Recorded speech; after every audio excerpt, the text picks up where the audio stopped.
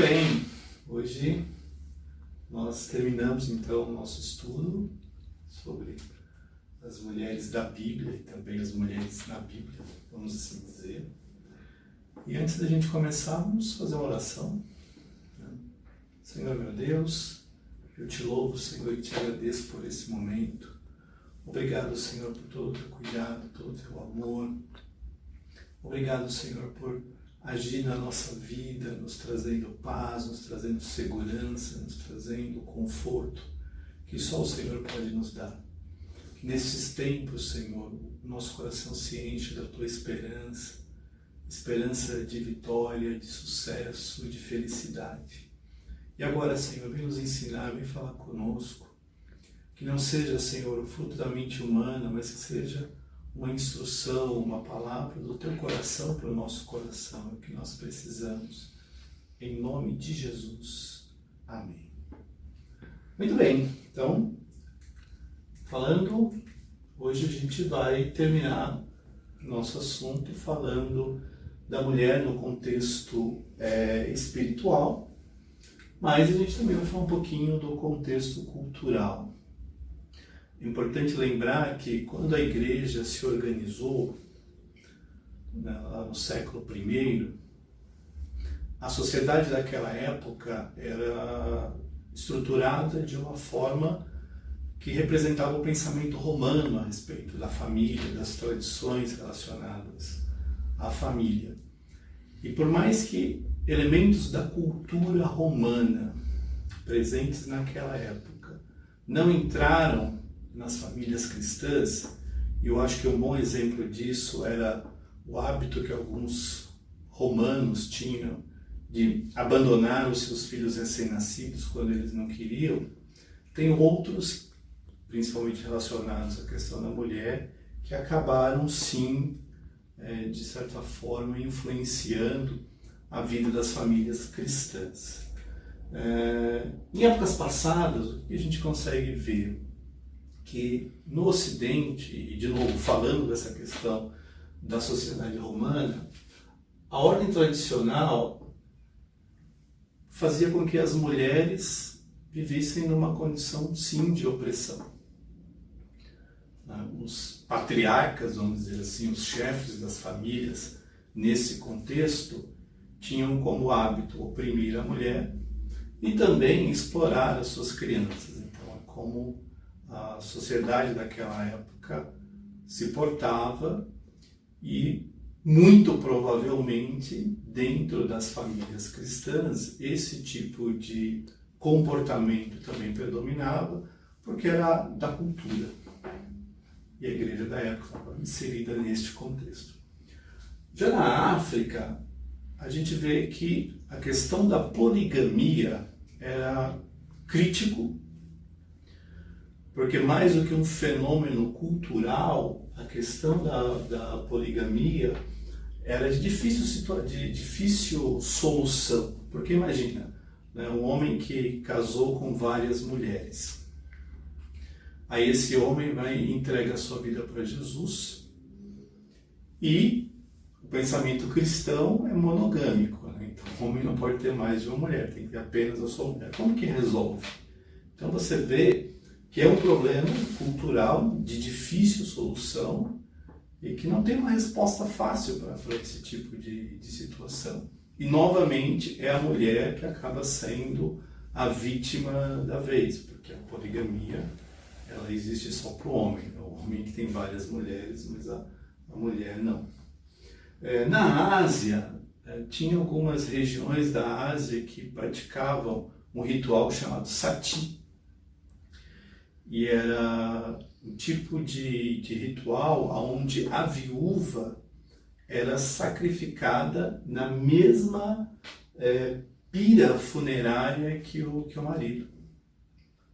Então não é que ela lá na frente morria e depois estava tudo certo. Não, ela ficou viúva, pega essa viúva e vamos sacrificar. Então imagina que ser viúva nessas regiões era praticamente uma sentença de morte também, porque além de perder o marido, ela sofreria queimada, viva, e olha só que loucura. Em outros locais, tinha a prática de deformar o pé das mulheres, principalmente das moças, né, como uma forma de dura opressão.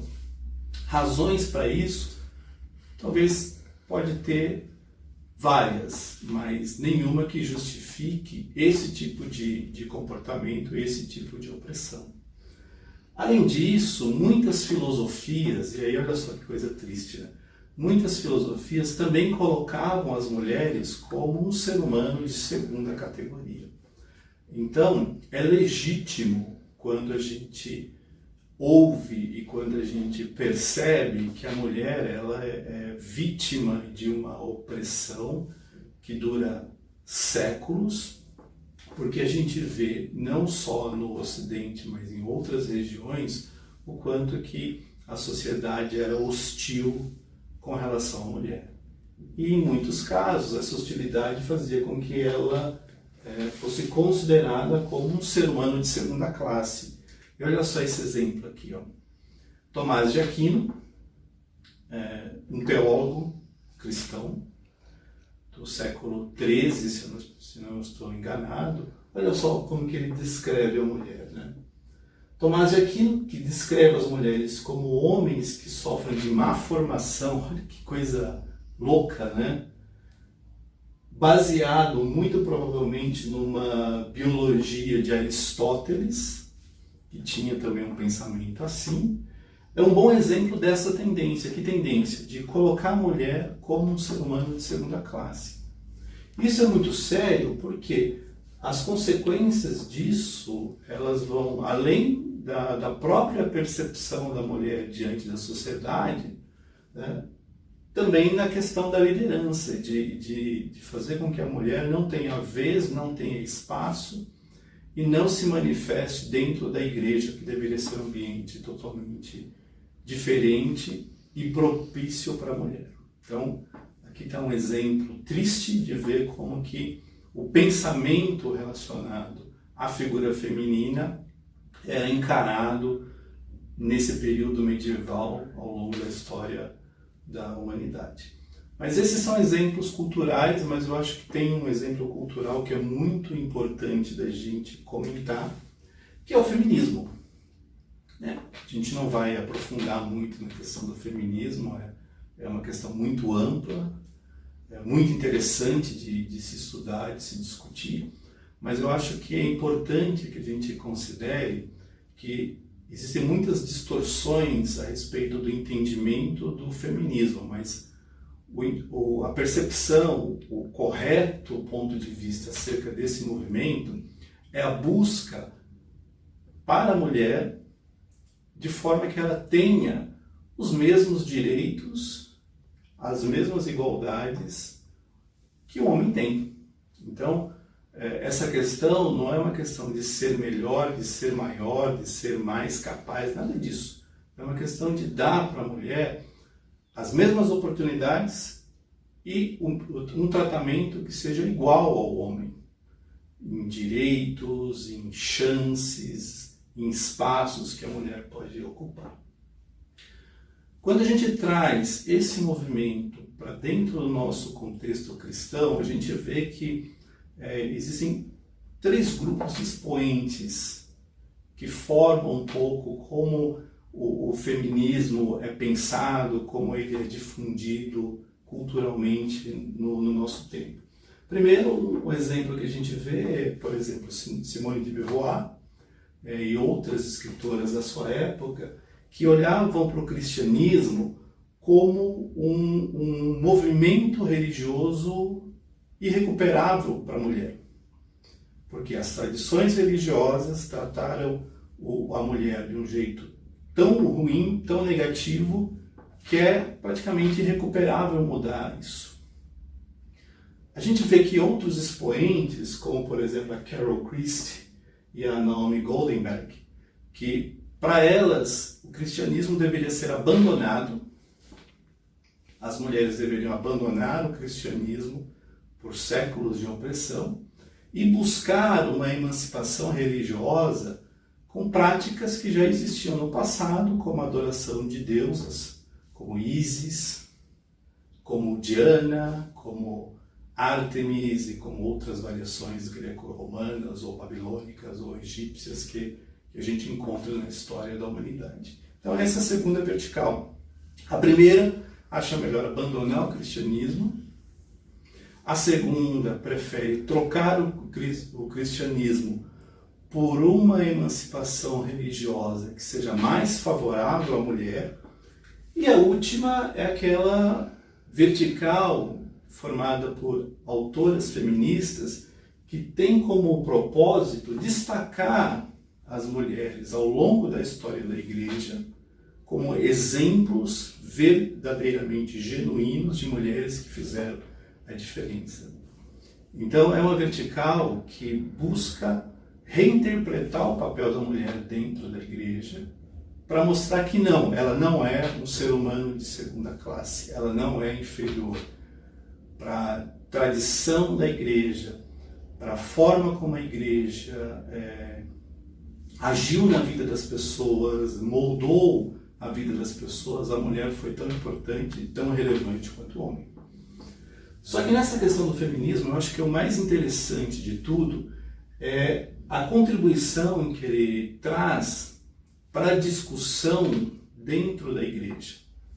Por quê? Porque tem muitas teses tradicionais, patriarcais e sexistas que a gente acredite, reproduz dentro da própria Igreja e que a gente tem que abrir mão disso para um pensamento que seja inclusivo para a mulher, que dê para a mulher o valor que ela tem, o merecimento e principalmente a oportunidade de manifestar não só a sua espiritualidade, mas também como alcançar os objetivos que ela tem para a sua vida pessoal como indivíduo e também para a sua vida espiritual.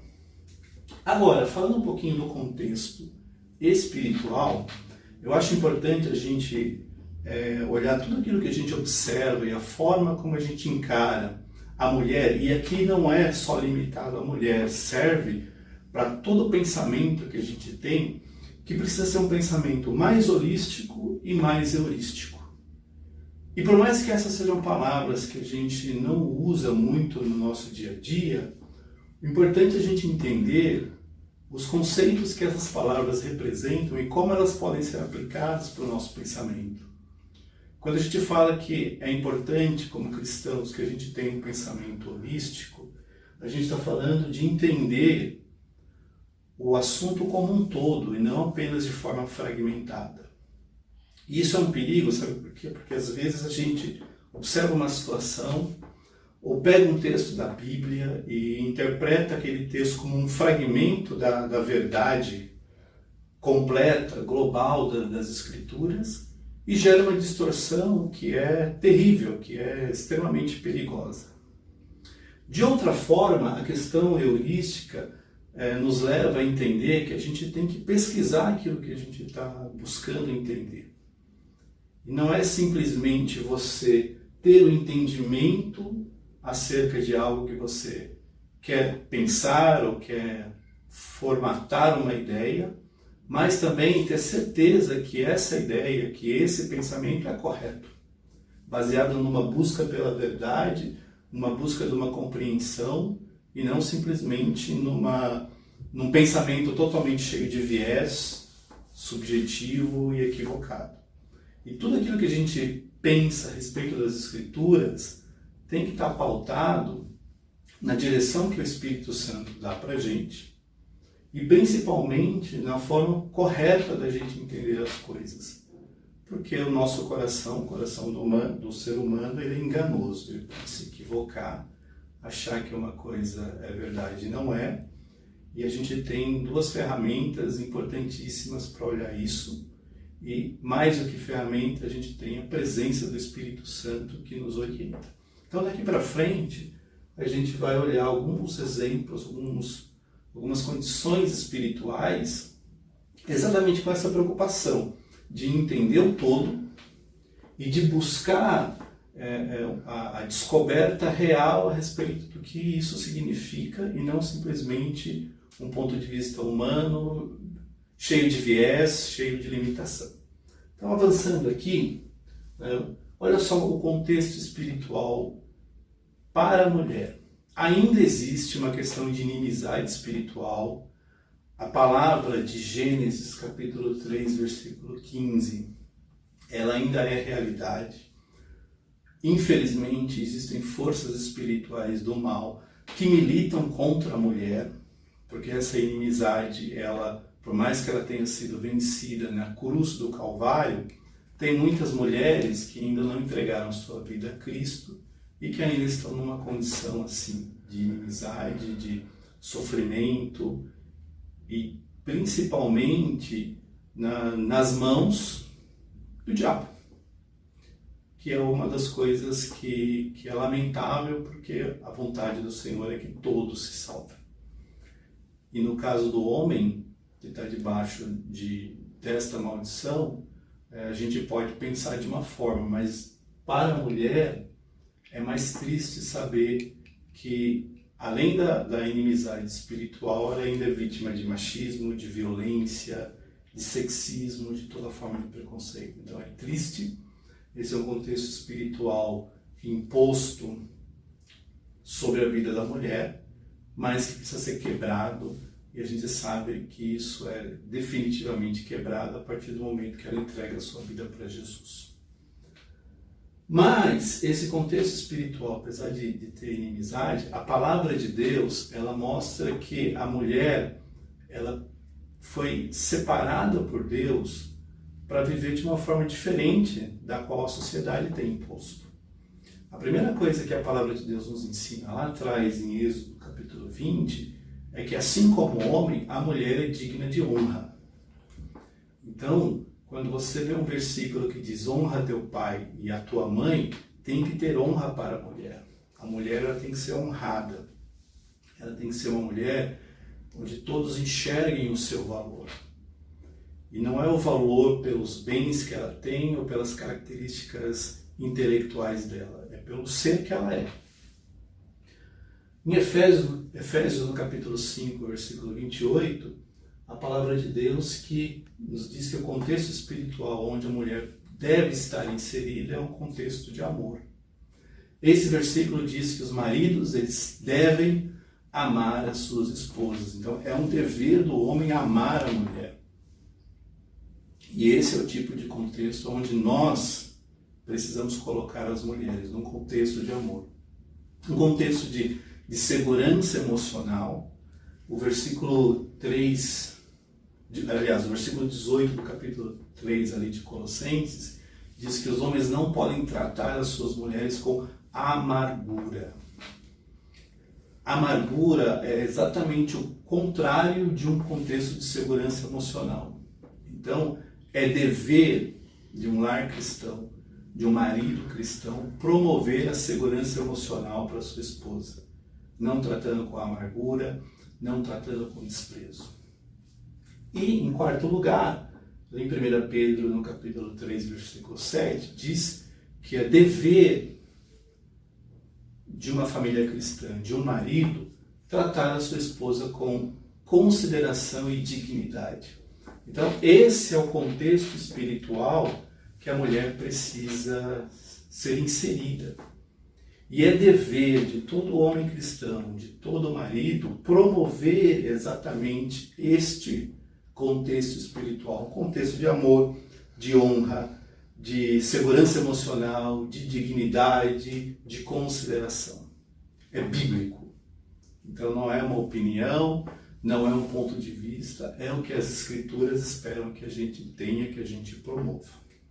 Né? Ainda falando disso, aqui a gente vê algumas coisas muito interessantes. Primeiro, a salvação é para homens e para mulheres. Então, quando Cristo deu a vida, Ele não deu a vida só pelos homens, e as mulheres pegaram carona nessa salvação. Ele morreu para salvar ambos, tanto o homem quanto mulher. Outra coisa que a gente vê nas Escrituras é que Cristo nos deixou um novo mandamento, que é amar uns aos outros. Então, amar uns aos outros significa criar um ambiente de amor onde tanto um quanto o outro se sinta amado. É o dever. E as mulheres precisam se sentir amadas e respeitadas dentro da igreja, porque é um mandamento, não tem como argumentar ou discutir. Outra coisa, né, Joel diz que nos últimos dias o Senhor derramaria o Espírito dele sobre toda a carne. E neste mesmo versículo diz o seguinte, que os vossos filhos e as vossas filhas profetizarão. Olha que lindo. O Espírito Santo foi derramado sobre todos. Então, o homem tem o Espírito Santo. E a mulher também tem o Espírito Santo.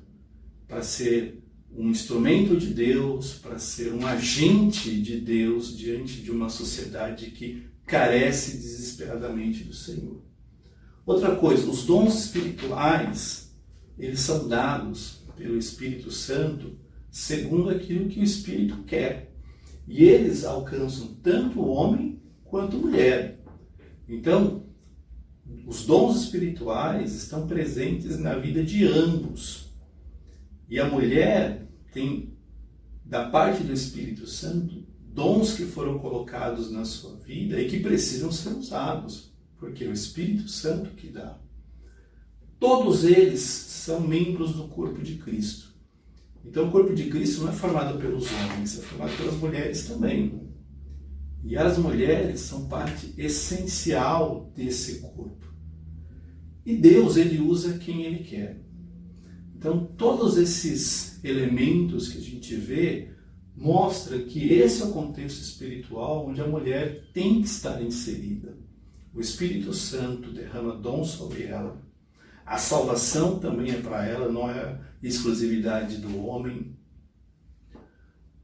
O amor é um mandamento que não é só para a gente amar uns e não amar outros, tem que amar todos, porque é assim que a gente é identificado como parte da família de Deus, como parte do corpo de Cristo. E Deus quer usar homens e com certeza quer usar mulheres, e os homens não podem impedir as mulheres de serem usadas pelo Senhor. Por isso, vale a gente pensar o que a mulher pode fazer. Do ponto de vista profissional, a mulher tem que ocupar espaço, ela tem que conquistar espaço, ela tem que avançar. Os homens precisam entender que Deus tem um plano na vida das mulheres e não adianta oprimir, não adianta sufocar, não adianta restringir. Esta não é a vontade de Deus. Mas assim como as mulheres devem ocupar espaços na sociedade, elas também precisam ocupar espaços dentro da igreja. E os homens não podem restringir nem limitar. Então, é super importante termos mais mulheres pastoras, mais mulheres atuando no ministério de ensino, ajudando, aconselhando, né? Para que a gente não crie aquela ideia de que tem ministérios que são para homens e tem ministérios que são para mulheres. Não existe. Deus não estabeleceu a sua igreja com esse tipo de separatismo, né? Então, os homens podem fazer, né, tudo o que eles quiserem, as mulheres não, isso não existe. As mulheres devem buscar seu espaço dentro do corpo de Cristo, porque precisamos de mulheres na liderança, precisamos de mulheres como pastoras, como mestras, não sei se essa palavra funciona assim para mulher, mas ensinando, orientando, ajudando o corpo de Cristo a cuidar das pessoas. E os homens têm que ter um ciclo que se retroalimenta entre apoio e incentivo. Esse é o papel que o homem precisa dar para a mulher. É apoiar e incentivar, numa constante, num ciclo de apoio e incentivo que proporcione para a mulher o espaço, a oportunidade que ela merece. Para terminar, a gente deixou esse texto aqui na semana passada, né? Esposas, que cada uma de vocês se sujeite ao seu próprio marido como o Senhor. Porque o marido é o cabeça da esposa, como também Cristo é o cabeça da igreja, sendo Ele próprio o Salvador do corpo. Como, porém, a igreja está sujeita a Cristo, assim também a esposa se sujeite em tudo ao seu próprio marido. E aí, Marquinhos? E agora, né? A gente falou que ia continuar daqui e tem que continuar, né? Muito bem, gente. Para a gente não ter que passar por todos esses versículos, vamos ficar só com um deles. Como, porém, a igreja está sujeita a Cristo, assim também a esposa se sujeite em tudo ao seu próprio marido. Esse texto está numa tradução chamada de NAA, que é a Nova Almeida Atualizada. E eu acho que aqui começa nosso entendimento holístico e heurístico de buscar a compreensão completa e comparar as coisas para que a gente tenha o entendimento correto.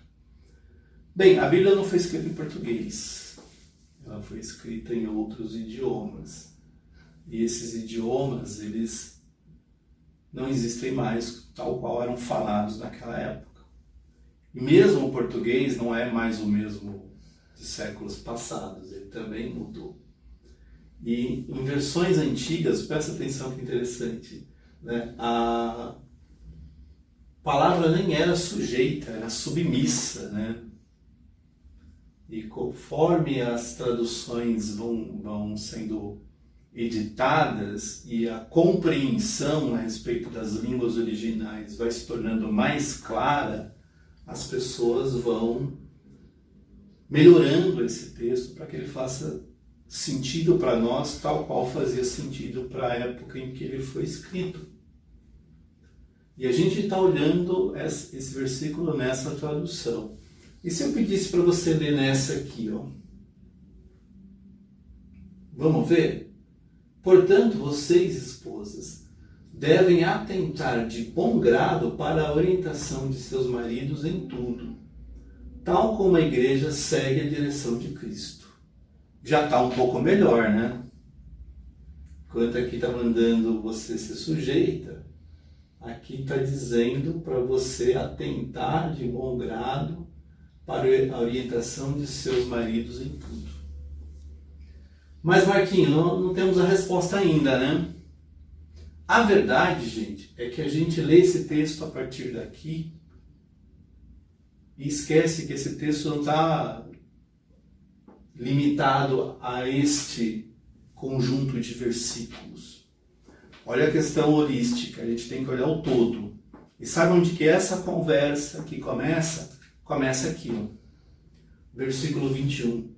Sujeitem-se uns aos outros no temor do Senhor.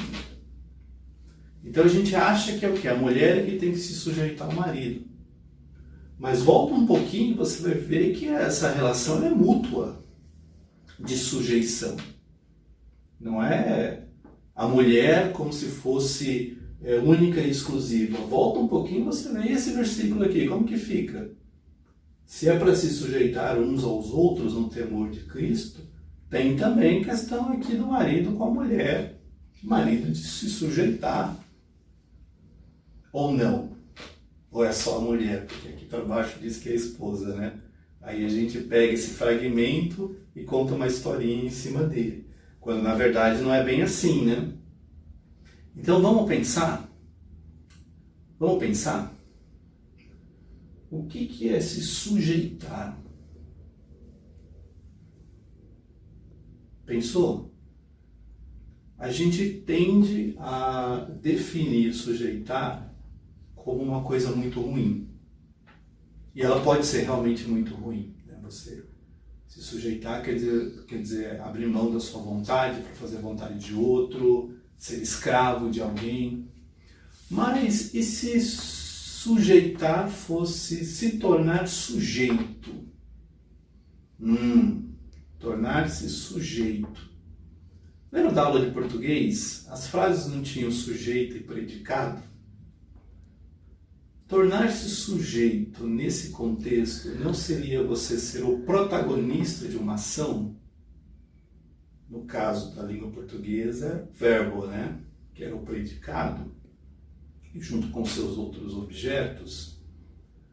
Será que então esse versículo não está querendo dizer que, como família, nós temos que ser protagonistas uns dos outros, no sentido de ajudar, de amparar, de cuidar? Ou será que a gente está com viés de opressão, de subjugar, de fazer com que o outro acate a minha vontade, o meu objetivo, quando na verdade o que a gente precisa entender aqui é que nós temos responsabilidades uns com os outros e a gente tem que fazer valer essas responsabilidades. E talvez o texto daqui para baixo seja exatamente mais uma ilustração do que necessariamente um fator limitante de dizer que a mulher é que tem que estar sujeita, quando na verdade está só pegando um exemplo, mas todos nós temos as nossas responsabilidades. Então, no teu relacionamento familiar, você tem que ser protagonista. Isso significa que você tem um papel que precisa ser cuidado, que precisa ser executado. E como marido, o meu papel não é mandar. O meu papel não é oprimir, fazer com que tudo seja feito segundo a minha vontade. Muito pelo contrário. Eu tenho que buscar esse tipo de sujeição.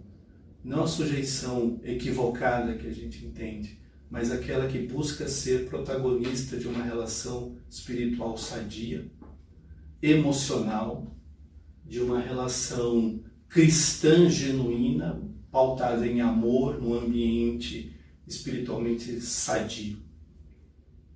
Isso serve para a mulher, mas também serve para o homem. E talvez aí seja muito erro da nossa interpretação medieval, de olhar para isso aqui e falar assim, o marido é o cabeça da esposa. Mas desde quando ser cabeça é ter privilégio? Ou você acha que Cristo tem privilégio com relação à igreja? Será que Cristo não é aquele cabeça que cuida, que protege, que ajuda, que ampara, que socorre, que preserva? Isso é ser cabeça. É olhar para a esposa e falar, eu tenho uma responsabilidade de cuidar, de amar, de ajudar quando for necessário, de ouvir, de dar o espaço, de dar o respeito que merece. Cabeça é ser isso. Cabeça não tem nada a ver com privilégio. Cabeça tem a ver com responsabilidade, com obrigação diante do Senhor no papel que Deus colocou o homem. Então é sério. Tudo que vai além disso não é cabeça, é cabeçudo. Ser cabeça não é privilégio. Ser cabeça é uma responsabilidade que Deus colocou sobre o marido de cuidar, de amar, de ajudar, de promover, gente, aquilo que a gente acabou de ver aqui, ó. Isso aqui, ó.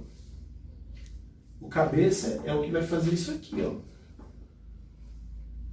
Dar amor, dar honra, segurança emocional, dignidade, consideração, isso é o ser cabeça.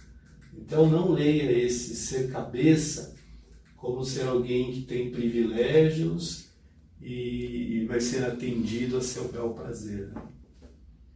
E não leiam sujeição como ser subjugado, ser alguém que não tem mais espaço, que não tem mais voz, mas alguém que precisa ser protagonista de uma relação espiritual sadia.